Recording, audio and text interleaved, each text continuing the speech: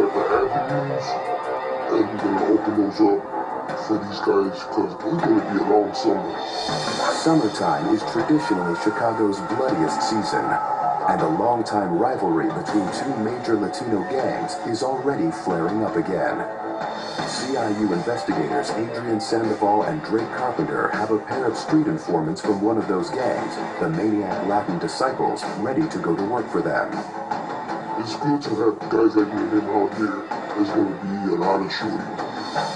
Besides acting as eyes and ears for law enforcement, these confidential sources have offered to set up a West Side drug ring in return for money. We're calling them Poncho and Lefty for their protection. Who can get us to this block? You could? Yeah, I know. They're moving kilos? Even though Black and Latino gangs occupy different territories in Chicago, sometimes they'll work together if there's a financial opportunity.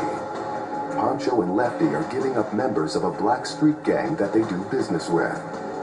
All of their opposition is all about money, especially on the west side. It doesn't matter what gang you're in.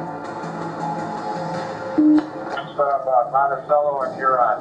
You got guys on the northwest corner and the southeast corner. As a first step, the sheriff's police are sending an undercover officer with Poncho to buy heroin from the ringleader. The target we got today doesn't serve a lot of people. He only serves a select clientele, and our informant is one of them. Sandoval rides with one of 4 unmarked surveillance units while the deal goes down. Where's he at now, Jay? Give me a drone to the guy right now. It's a good deal. You got a whole jet, you got 12. They're heading back to the beach spot. Went great. I introduced my friend to him, and he shook his hand. He gave me his number, told him call me whenever you need anything.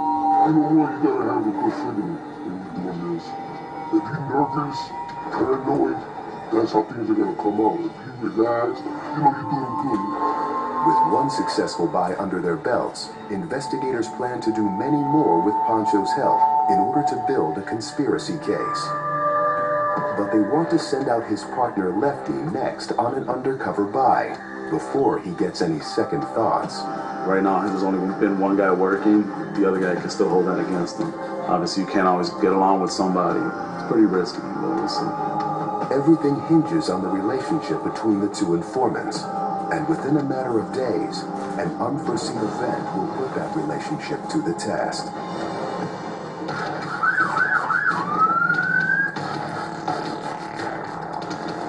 "13 miles north of Chicago, another sheriff's police operation is in full swing in Evanston. The North Gang Unit is helping the local PD put away its own raft of usual suspects. Did he have anything besides weed in the car? He just had the weed. That was it. But it was all set. It was all bagged to sell. Yeah, it was bagged up in nickels or dimes or whatever. So Sounds good. he said I sell kush. That'll be a felony. For investigator John Riggio, it's his 5th time in 6 years assisting his Evanston counterparts. We know how they work and they know how we work. We can supply surveillance. We can supply undercovers that the bad guys haven't seen before, and that's why we're successful.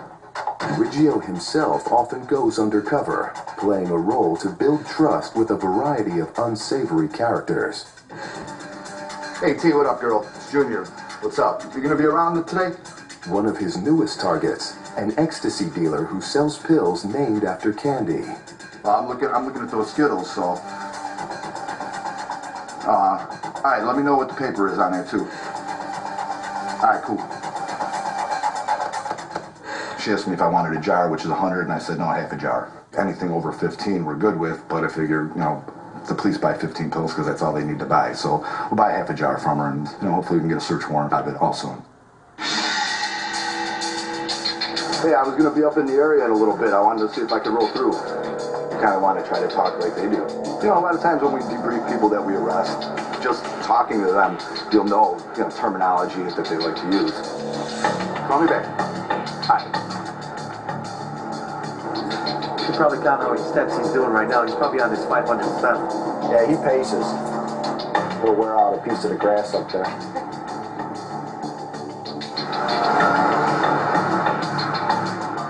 time that Riggio and his fellow officers launch a new operation in Evanston, they face a shrewder, more calculating adversary. We basically teach them how to do their job better, so we need to adapt to that as well. You got to think like that to a point. That's like after doing this so many years, I've had people tell me that I'm tarnished. My wife's a pharmaceutical rep. I go to like their parties or a dinner. I can't relate to these people. After doing this job so long, it's hard to relate to normal people. And then she says, "You sure you're not the police?" I said, "No, I'm not the police. I wish I was. I'd have a real job then."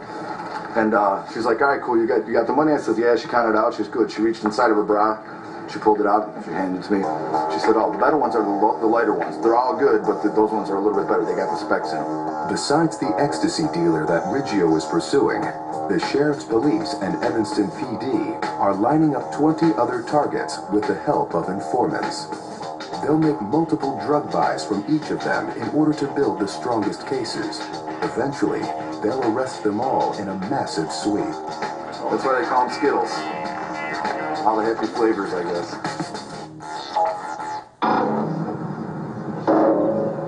37 miles to the south, in the suburb of Markham, members of the South Gang Unit face a more immediate mission at hand. Investigator Matt Jenna and his fellow officers are getting ready to execute their 4th search warrant in the past week.